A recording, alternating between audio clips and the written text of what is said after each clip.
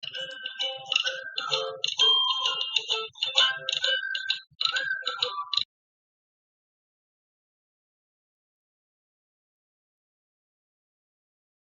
big night in Colombia. Antonio is going to have his gift ceremony. This is obviously Encanto. Disney's Encanto was adapted for this junior novelization by Angela Cervantes, published by Random House. I'm Miss Melissa at the Oosterhout Free Library, and I'm having a ball reading this book. Now, Antonio is Maribel's primito, her little cousin, her hombrecito, her little man. She's crazy about this guy. Maribel sat at the edge of her bed and tried to shake off the conversation with her abuela. She glanced around the room.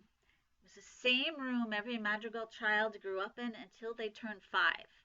At 5, she was supposed to have received her gift and new room, but she didn't. Antonio's things were packed nicely and stacked on his bed, ready to be moved after the gift ceremony tonight. If all went as it should, he would have his own magical room and magical door, and she would be left behind once again. She straightened up. She knew what she had to do, and it didn't include sitting around feeling sorry for herself. Her little primo and soon-to-be former bedroom buddy needed her support. She opened a drawer and pulled out a small wrapped package stenciled with designs that matched her dress. She put her fingers in the loop of the bow and dangled it over the edge of the bed. "Everyone is looking for you." There was no response.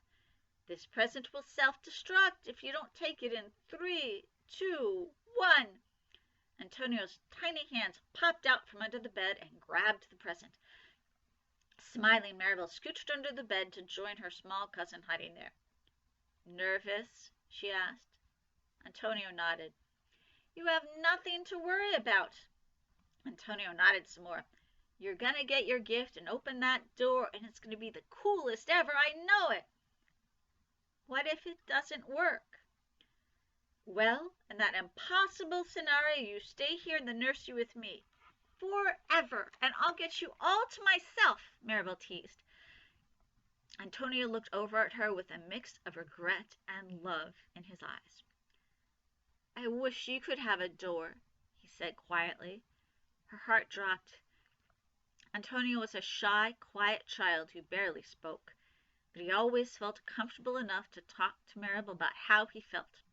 She loved him very much for all his shyness and thoughtfulness. "You know what? You don't have to worry about me because I have an amazing family and an amazing house and an amazing you. Seeing you get your special gift and your door is going to make me more happy than anything." She walked her fingers towards the present and pushed it closer to him. "But alas, I'm going to miss having the world's best roomie." She nodded to the present. Antonio opened it and pulled out a hand-knit stuffed jaguar from the box. He immediately held it close. "I know you're an animal guy," she said. "I made this so when you move into your cool new room, you'll always have something to snuggle with." The house rattled the floorboards beneath them, reminding them it was time for the gift ceremony. "All right, Ambrosito, you ready?" Antonio nodded. Maribel moved to leave, but turned back for one more cuddle with her little cousin. "Sorry, gotta get in one more squeeze," she said. The house playfully raised the floorboards, sending both of them tumbling out from under the bed. Okay, we're going now." Throughout the town, the excitement continued to grow. People celebrated with song, fireworks, and candles that they carried as they made their way to the Casa Madrigal. It was a big night. It had been 10 years since there was a gift ceremony, and the last one hadn't gone well. The entire town was hopeful for a successful night. As the crowd arrived, every member of the family had a role. Luisa took the guests' donkeys and hauled them to the appropriate area. At the front door, Camilo changed his size so he could look each person in the eye as he shook their hands and welcomed them. Once they were inside the house took the people's jackets and hats as they moved toward the archway. Isabella showered each guest with flower petals. Unbeknownst to her, Mariano watched her adoringly. The townspeople gushed with amazement at the beautifully decorated, magical house. At the top of the stairs, Antonio's door glowed and sparkled. As children sprung up the stairs to see it closer, the stairs would transform into a slide, sending the thrilled children down to the first floor over and over again. Maribel walked Antonio to the foyer, where her ceremony would begin. As soon as his family caught sight of him, they rushed over. "Papito, there you are, ready for the big show?" Tio Felix asked. "Look at you, all grown up," Tia Peppa said, tearing up and causing a storm cloud. "Amor, you're getting him all wet," Tio Felix said. Camilo morphed into Tio Felix. "You make your papa proud," Camilo said, trying to impersonate his dad.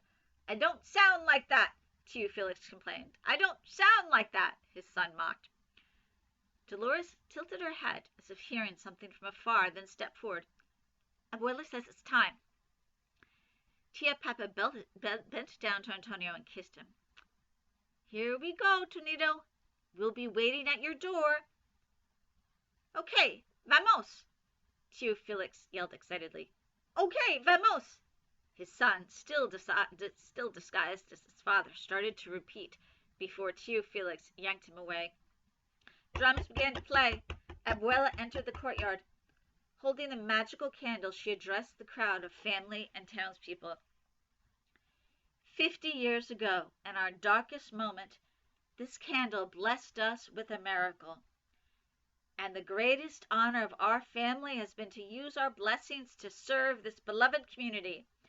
Tonight, we come together once more as another steps into the light and makes us proud. The crowd cheered and a curtain opened to reveal Antonio, standing alone. He looked afraid to move. A hush fell over the house when Antonio didn't step forward. The crowd tried to encourage him, but he didn't budge.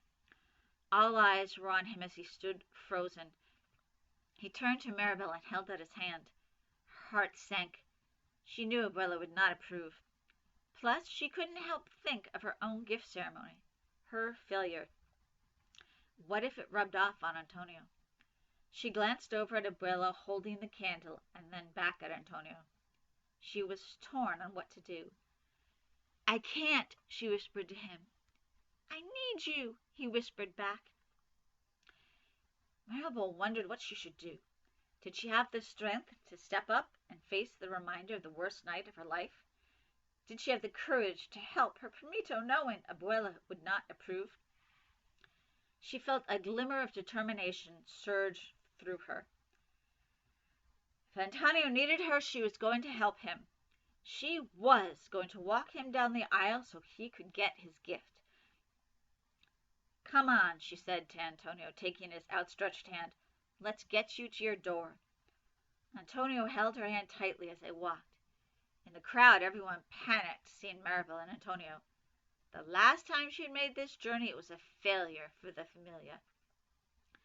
With every step closer to the door, she felt the pain of her own failed gift ceremony. She thought back to the night. She had reached out for the knob of the glowing door. Upon touching it, she was supposed to have been filled with magical light, but instead the door's glow vanished. It left her without any special gift. From that point on, Abuela looked at her differently, and everyone's expectation changed. Maribel looked at herself differently too. Doing her best to shove the painful memories away, she focused on walking Antonio to his magic door. Once there, she handed him off to Abuela. "Will you use your gift to serve this community?" she asked. Abuela asked Antonio. "Will you earn the miracle and make us proud?" his grandmother said. Antonio shyly nodded, and Abuela gestured for him to put his hand on the doorknob. For a second, Maribel saw worry on Antonio's eyes, but when he touched the doorknob, his whole body lit up. He was filled with magic. Just then, a toucan landed on Antonio's arm. It chirped and flapped its wings. His eyes widened and he smiled. I can understand you," he said excitedly. "Of course they can come." Suddenly, dozens of animals flocked to him as his door transformed into a menagerie. Antonio could communicate with animals. Abuela was overjoyed he had received his gift. She let out a huge sigh of relief and faced the guests. "We have a new gift," she announced. The crowd cheered and more fireworks lit up the sky. Antonio opened his door to find his room was an enormous rainforest full of animals and foliage. A jaguar scooped Antonio up onto his back and raced through the room as the boy laughed with delight. "Weepa, Antonio!" cheered Tio Felix, watching his son and the jaguar whip around the rainforest. "Vaya, vaya!"